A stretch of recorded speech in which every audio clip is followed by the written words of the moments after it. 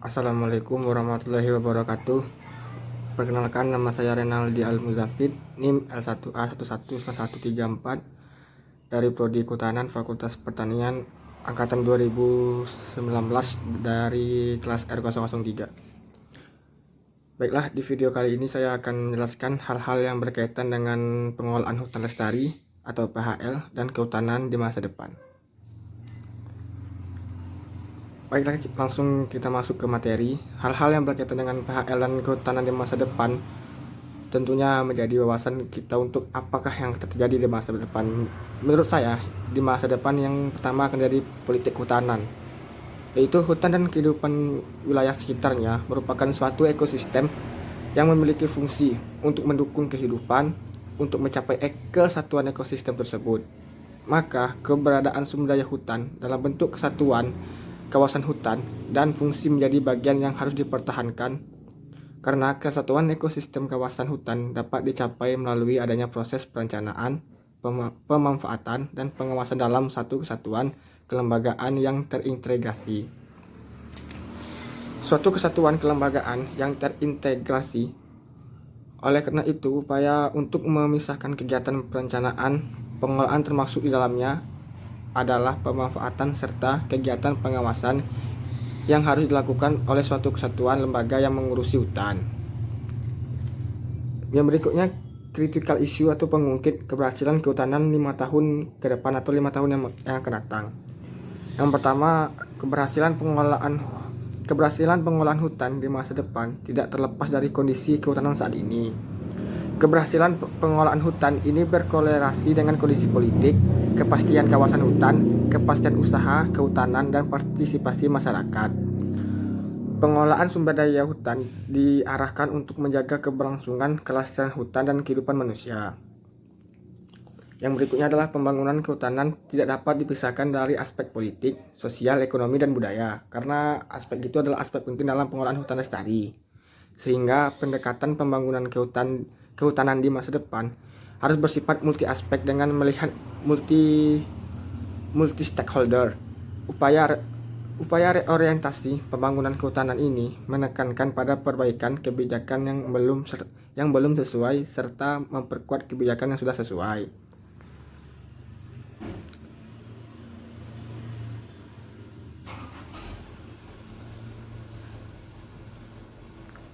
Yang berikutnya,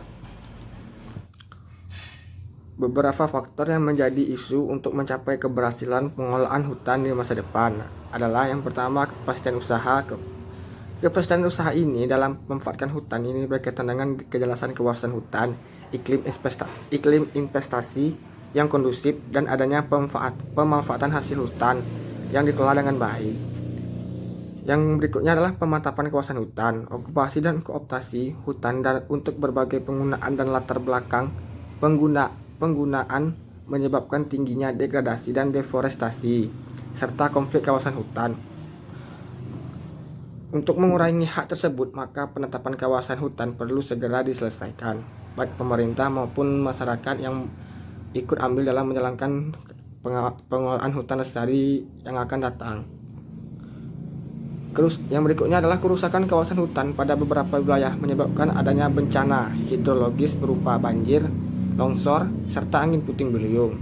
Untuk mengurangi risiko bencana yang diakibatkan oleh kerusakan hutan tersebut, maka perlu dilakukan perbaikan atau reboisasi lebih tepatnya, gerakan masyarakat melalui gerakan pemasyarakatan.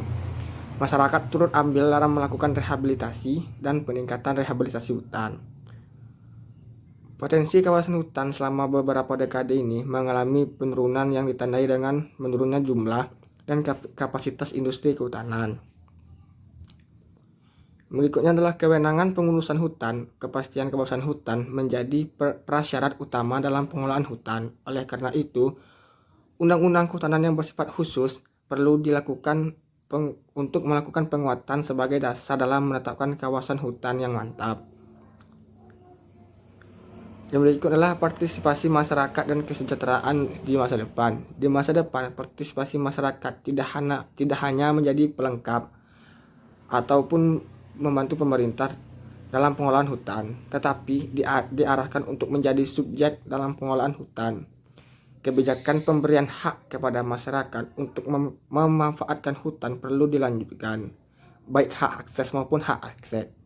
Kebijakan ini diharapkan menjadi kebijakan prioritas dalam mengurangi tingkat kemiskinan masyarakat sekitar hutan.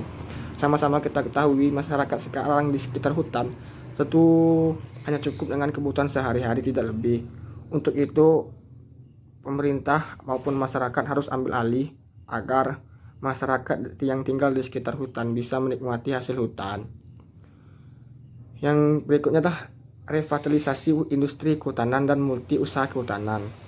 Industri kehutanan yang tidak efisien menyebabkan adanya persaingan yang tidak sehat dalam usaha kehutanan yang menciptakannya adanya orang yang memonopoli dalam industri kehutanan. Oleh karena itu, perlu dilakukan inovasi kebijakan yang dapat menciptakan iklim usaha yang kondusif dan kompetitif melalui kebijakan fiskal maupun moneter. Salah satu aspek yang menyebabkan tidak berkembangnya industri kehutanan adalah ketersediaan bahan baku yang tidak stabil pada dekade tahun 2000-an. Industri kehutanan mengalami kekurangan bahan baku. Berkaitan dengan hal tersebut, dalam pengembangan industri kehutanan perlu perhatian pada aspek ketersediaan bahan baku. Yang berikutnya adalah reforma agraria dan perhutanan sosial. Kesenjangan dalam pemberian hak pemanfaatan hutan perlu dikoreksi dengan memperluas pemanfaatan kepada masyarakat melalui berbagai skema, di mana skema yang saat ini dikembangkan dan menjadi kebijakan strategis Kementerian LHK dan Perhutanan Sosial. Namun demikian, masih terdapat berbagai kelemahan dalam implementasinya. Berkaitan dengan hal tersebut, maka pelaksanaan perhutanan sosial perlu terus dilaksanakan dengan memperbaiki sistem yang telah ada. Perbaikan sistem dalam implementasi perhutanan sosial diantaranya melalui sinkronisasi kebijakan perhutanan sosial dengan konsep reforma agraria dan penguatan kelembagaan proses pemberian izin dan pasca izin baik di tingkat daerah maupun pusat. Pelaksanaan perhutanan sosial selama ini belum dilaksanakan secara komprehensif baik dalam kebijakan maupun proses implementasinya. Berikutnya adalah proses implementasi perhutanan sosial selama ini juga belum melibatkan Pemda secara aktif, terutama UPTD Kesatuan Pengelolaan Hutan atau KPH. Kedepannya penguatan KPH yang sedang dilaksanakan ini diharapkan dapat memasukkan perhutanan sosial sebagai bagian dari kewenangan KPH.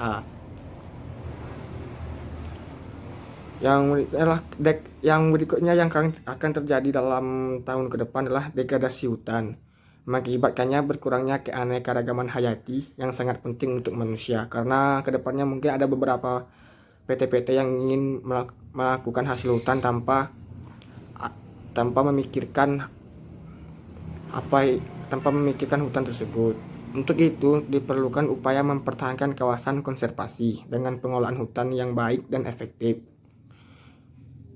Kepemimpinan masa depan kehutanan. Permasalahan kehutanan di masa depan bukan lagi menjadi permasalahan orang kehutanan, tetapi telah bergeser menjadi permasalahan seluruh lapisan masyarakat.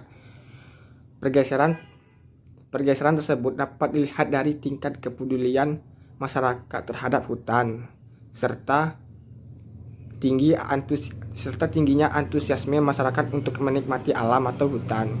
Berkaitan dengan hal tersebut, maka kepemimpinan kehutanan di masa depan yang membutuhkan pemimpin yang dapat melakukan tindakan-tindakan yang bersifat lokal, tetapi dalam kerangka berpikir makro dan dapat beradaptasi dengan perubahan lingkungan secara cepat serta tanggap terhadap perubahan tersebut. Pemimpin kehutanan baik di tingkat pusat, provinsi maupun tampak perlu memiliki kompetensi, profesionalisme dan integritas yang tinggi agar pendekatan pembangunan kehutanan berdasarkan lanskap multifungsi manfaat dan mengarus utamakan peran serta masyarakat dapat terlaksana dengan baik. Yang berikutnya adalah harmonisasi peraturan dan kewenangan mengenai masyarakat hukum adat. Yang pertama dengan cara merumuskan norma, standar, prosedur, dan kriteria. Yang kedua adalah memastikan kewenangan daerah dalam menetapkan masyarakat hukum. Yang ketiga, menyelesaikan tata batas kawasan hutan termasuk tata batas hutan adat.